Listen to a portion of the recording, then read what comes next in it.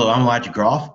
I'm doing my point counterpoint on shock jocks and whether or not racist or misogynistic language should be regulated. What is a shock jock? A shock jock is a radio personality who uses colorful language, sometimes misogynistic, sometimes racial, to gain recognition and to grow a following. What's the big deal with shock jocks? Recently, the FCC, the Federal Communication Commission, has been pushing fines on shock jocks when they feel they have pushed their First Amendment rights to its furthest limit. An example of this is when the FCC pushed Howard Stern off of broadcast radio to satellite radio because the FCC had zero control over satellite radio. This all boils down to the First Amendment. The First Amendment is up into interpretation.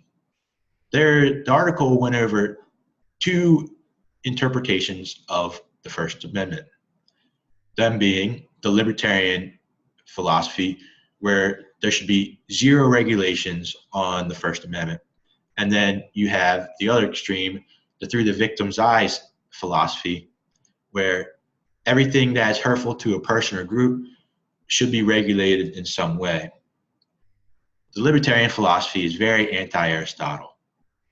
Aristotle felt that the language in a community should be regulated to keep everybody safe and make everybody feel comfortable for the better of the community.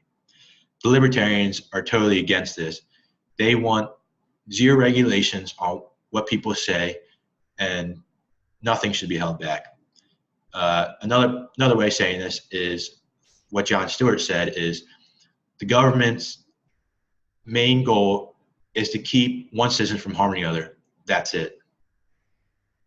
Through the victim's eyes philosophy, they believe that you take your thoughts and regulations through the victim's eyes.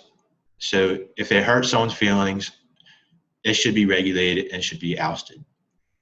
Where I stand more towards the libertarian philosophy. I do believe there should be a happy medium, but I also believe the less regulations, the better.